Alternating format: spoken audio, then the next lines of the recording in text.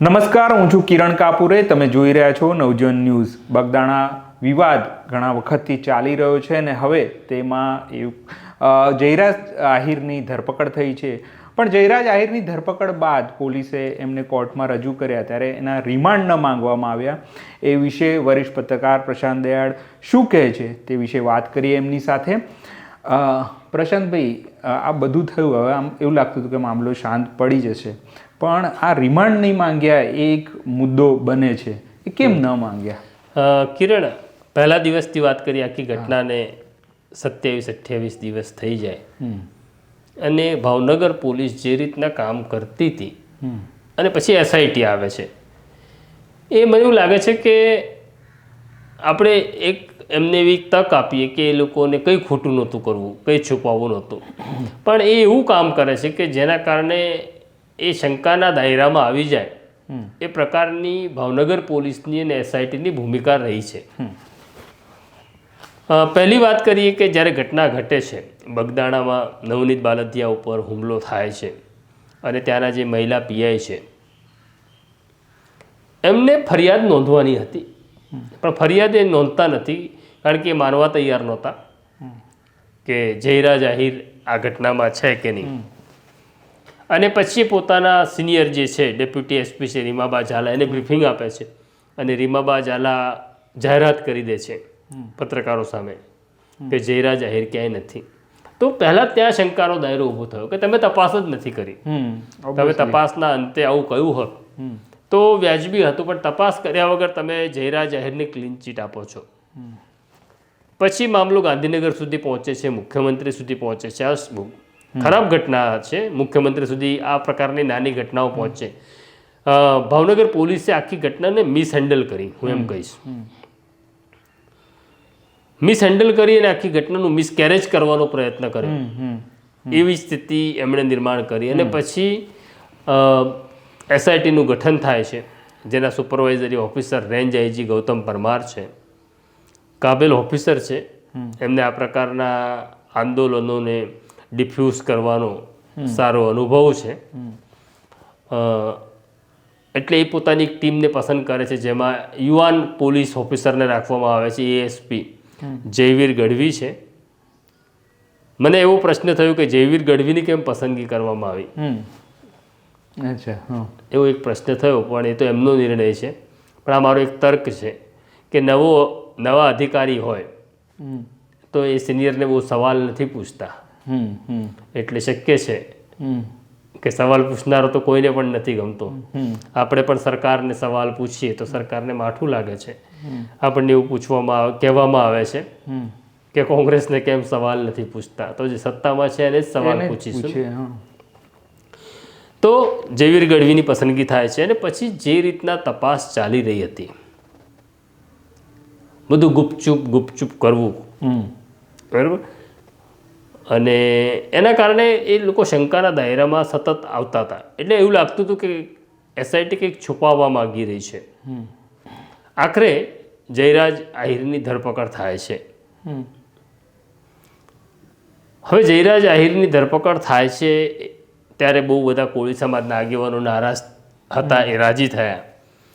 કુંવરજી બાવળીએ ત્યાં સુધી કહી દીધું સત્યમેવ જયતે. બધાને એવું લાગ્યું કે બહુ સરસ થયું. પણ પછી જ્યારે જયરાજ આહિરને કોર્ટમાં રજૂ કરવામાં આવે છે ત્યાં પાછી એક શંકા નિર્માણ થાય છે કે જયરાજ આહિરના રિમાન્ડ કેમ નથી માગતા. જયરાજ આહિરે પહેલા દિવસથી 2 વખત જયરાજ આહિરનું નિવેદન નોંધવામાં આવ્યું. જયરાજ આહિરે તો એવું જ કીધેલું કે હું આ ઘટનામાં ક્યાંય છું નહીં, મને કંઈ ખબર નથી. હવે નથી ખબર તો તમારે પુરાવા શોધવાના, તમારી પાસે જે પુરાવા છે એના આધારે તમે ધરપકડ કરો છો. તો હજી આરોપી અને જયરાજ આહિર વચ્ચે ખૂટતી કડીઓ તમારે શોધવાની છે. તમારે શોધવાની હતી તો તમારે રિમાન્ડ અનિવાર્ય હતા. કારણ કે જયરાજ આહિર એ આખી ઘટનાનો મુખ્ય કાવતરાખોર છે એવું તમે કહો છો. હવે નવનીત બાલદિયા જ્યાં સુધી કહેતો હતો ત્યાં સુધી બરાબર છે, પણ SIT જ્યારે જયરાજ આહિરની ધરપકડ કરે છે ત્યારે SIT માને છે કે મુખ્ય કાવતરાખોર જયરાજ આહિર છે. જો મુખ્ય કાવતરાખોર જયરાજ આહિર છે તો તમારે ઘણું બધું હજી કામ કરવાનું બાકી છે, પણ તમે કોર્ટમાં રિમાન્ડ નથી માગતા. એનો અર્થ એવો થયો તમારી પાસે બધું જ છે. પોલીસ રિમાન્ડ શું કામ માગે છે કે કેટલીક વસ્તુઓ અમારે હજી શોધવાની બાકી છે, ઓબ્વિયસલી, એટલે રિમાન્ડ માગે છે. ને રિમાન્ડ નથી માગતી તો એટલા માટે નથી માગતી તમારી પાસે બધું જ છે. જો તમારી પાસે જયરાજ આહિર વિરુદ્ધ બધું જ હતું તો આટલો આ દિવસ તમે શું કામ બગાડ્યા? સવાલ એવો છે. જયરાજ આહિરની ધરપકડ બહુ પહેલા થઈ ચૂક્યો હોત. ઓબ્વિયસલી તમે સ્ટેપ બાય સ્ટેપ કંઈક ગોઠવી રહ્યા છો, કંઈક પ્લાન કરી રહ્યા છો. એક તબક્કે તમે શંકાના દાયરામાં આવો છો, બીજી તરફ તમે પ્રમાણિક તપાસ કરો છો, એવું એક માહોલ ઊભો કરો છો. ત્રીજી વખત પાછા તમે કંઈક ગડબડ કરી રહ્યા છો, એવો એક પર્સપેક્ટિવ ઊભો થાય.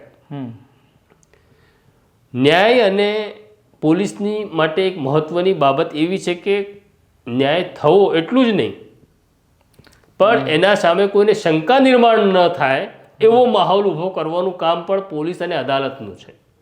તો અહીંયા વારે ઘડીએ શંકા ઊભી થઈ રહી છે.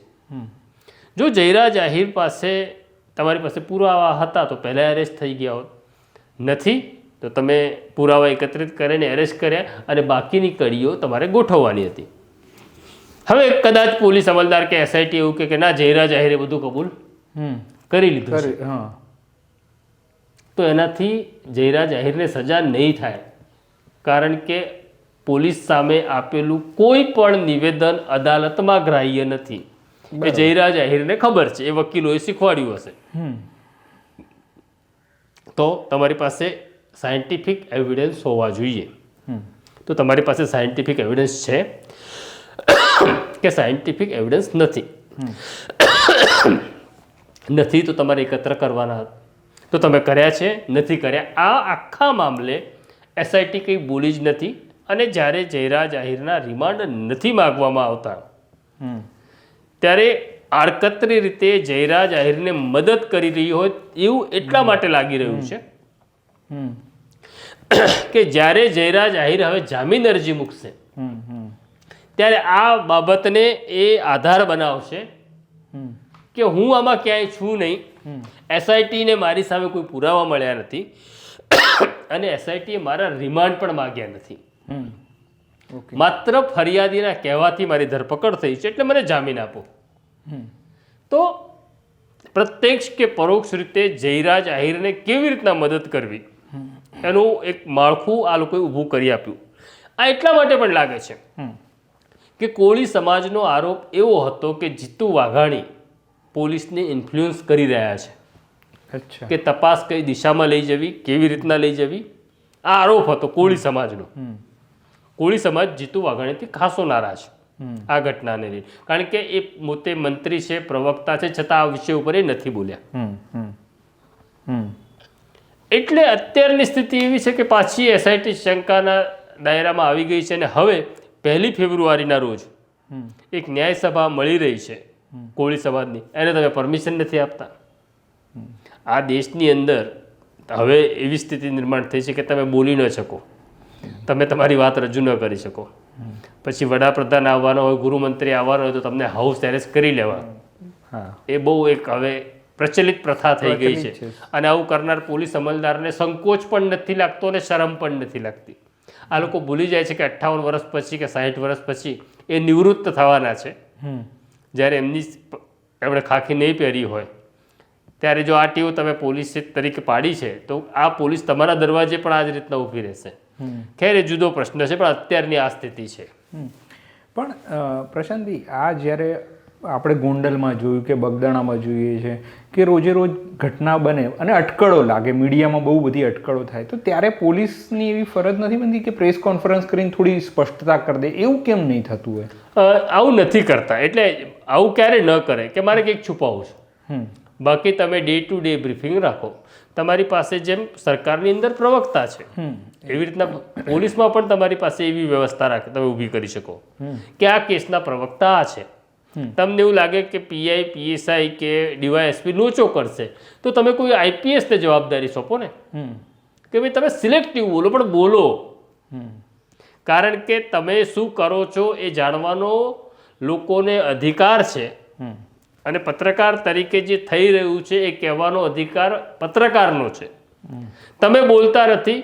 પત્રકાર પોતાની રીતના સ્ટોરી કરે છે ને પછી તમે એવું કહો છો કે ફેબ્રિકેટેડ સ્ટોરી છે, પછી તમે એવું કહો છો કે ખોટી સ્ટોરી છે, પછી તમે એવું કહો છો કે તમારા મેલાફાઈડ ઇન્ટેન્શન છે, પછી તમે એવું કહો છો તમે કોઈની સોપારી ફોડો છો. પણ મારા બાપ બોલો તમે કંઈક. તમે બોલતા નથી માટે આ બધું આંધણ થઈ રહ્યું છે. અને આ રિમાન્ડ નહીં માંગવાના પોલીસ જોડે કયા કારણ હોઈ શકે? એમણે રાખ્યા હોય કે ભાઈ અમે આવું કહીશું જવાબ, એવા કયા કારણ હોય? તમે એવું પૂછો એટલે તમને રેકોર્ડ ઉપર તો પોલીસ અધિકારી કોઈ કશું કહેશે નહીં, પણ તમે ઓફ ધી રેકોર્ડ પૂછો તો એવું કહે કે અમને બધું મળી ગયું છે. અચ્છા, એટલું કહેશે? એવું કહેશે. હવે તમે એવું પૂછશો કે શું મળી ગયું તો એ કહેશે કે ઇન્વેસ્ટિગેશનનો મામલો છે, અત્યારે કહી શકાય નહીં. એટલે એ પોતાની એક છટકબારી ઊભી રાખે છે. અને જ્યારે પોલીસ પોતે જ જ્યારે શંકાના દાયરામાં આવે છે, આવી તપાસ હોય છે, ગોંડલમાં આપણે જોયું, બગદાણામાં જોયું, ઘણા બધા કેસમાં એવું જોયું છે કે પોલીસ છે ને એની ફરજ ચૂકે છે. તો એ કેસમાં પછી શું થાય છે? ખાતાકીય તપાસમાં છેલ્લે શું થાય? એક વસ્તુ છે કે જે મહિલા પીઆઈ ડાંગર છે કે રીમાબા ઝાલાની જે ભૂમિકા છે એની તપાસ તો થશે. મને એવું લાગે છે કે જ્યાં સુધી સવાલ છે પીઆઈ ડાંગરનો ત્યાં સુધી એમની પ્રાથમિક જવાબદારી એમની હતી. રીમાબા ઝાલા તો સુપરવાઇઝરી ઓફિસર હતા. ખાતાકીય તપાસ થશે, નેગ્લિજન્સી સાબિત થશે એટલે બેદરકારી સાબિત થશે, એકાદ બે ઇન્ક્રીમેન્ટ રોકવાનો ની સજા થશે. આ બહુ સામાન્ય સજાઓ છે. બરાબર. એવું કોઈ ઠોસ તમે ઉદાહરણરૂપ કાર્યવાહી કરતા નથી કે જો તમે કાયદાના ક્ષેત્રની બહાર જઈને કોઈ કામ કરો તો મોટી સજા થશે. એવું થતું નથી આપણી ત્યાં.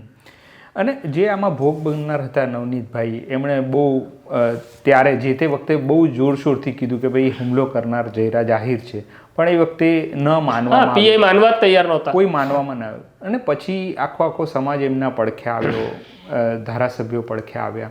તો હવે એવું થયું કે ન્યાય માંગવા માટે તમારી જોડે એક સંખ્યાબળ જોઈએ તો જ તમને ન્યાય મળે. એ તો હું કાયમ એવું કહું છું કે સત્યને સંખ્યાની જરૂર છે. જો એકડાની પાછળ મીંડા ન હોય તો એ સત્યની કોઈ કિંમત નથી. અને મને એવું લાગે છે કે આ નિયમ તો ગાંધીજીમાં લાગુ પડ્યો. ગાંધીજી પાસે સત્યની પાછળ સંખ્યા હતી માટે ગાંધીને અંગ્રેજોએ સાંભળ્યા. નહીં તો ગાંધી કે સરદારને પણ કોણ સાંભળે? બરાબર. પણ આ જે પેટર્ન હવે ઊભી થઈ છે કે ભાઈ સમાજને લાવી દો આખો, એ બધા કેસમાં આપણે જોયું છે કે સમાજ ઊભો રહે. તો આ પેટર્ન તમે ક્યારથી જોઈ રહ્યા? એટલે આ નવી પેટર્ન છે, છેલ્લા 5-7 વર્ષથી આ છે. હવે આ આમ જોવા જાવ તો આ ઝઘડો કોનો હતો? જયરાજનો અને નવનીતનો. આમાં ક્યાં કોમ હતી? આમાં ક્યાંય કોમ નહોતી. નવનીત બાલદિયા કોળી છે માટે મારવામાં આવ્યો તો ના, કોળીને કારણે માર નથી માર્યો. તો પછી આખી વાત સમાજ ઉપર કેવી રીતના આવી ગઈ? પણ હવે એક નવો ટ્રેન્ડ શરૂ થઈ ગયો છે. કારણ કે સમાજને એવું લાગે છે, લોકોને એવું લાગે છે કે હવે તમે કોમની, જાતિની અને ટોળાની વાત કરો તો જ તમારો અવાજ સંભળાય છે. આ સ્થિતિ જે નિર્માણ થઈ છે સરકારે નિર્માણ કરેલી છે. અચ્છા. આ સરકાર જ આના માટે જવાબદાર. જો સરકાર કાયદા પ્રમાણે વર્તતી હોત તો આ સ્થિતિ નિર્માણ ન થઈ હોત. હવે પેલા ભાવેશ ચોસલા નામના એક ભરવાડને માર્યો છે. હવે પીએસઆઈ અને ભરવાડ વચ્ચે જે મારામારી થઈ એ તો ઢોર ખસેડવાને લઈને થઈ હતી. પીએસઆઈએ ભાવેશ ચોસલા ભરવાડ છે માટે માર્યો હતો, ભરવાડ જ્ઞાતિનો છે માટે નહોતો માર્યો ને. પણ વાત આખી ભરવાડ સમાજ માટે ની થઈ ગઈ. જો ભરવાડ સમાજ સંગઠિત ના થાય તો ભાવેશ ચોસલાને ન્યાય ન મળે અને પીએસઆઈ રાજેશ યાદવ સામે કાર્યવાહી ન થાય. તો આ સ્થિતિ માટે કોણ જવાબદાર? શું કામ તમારે રાહ જોવી પડે છે કે સમાજ ભેગો થાય પછી તમે ફરિયાદ નોંધશો, પછી તમે આરોપી પકડશો?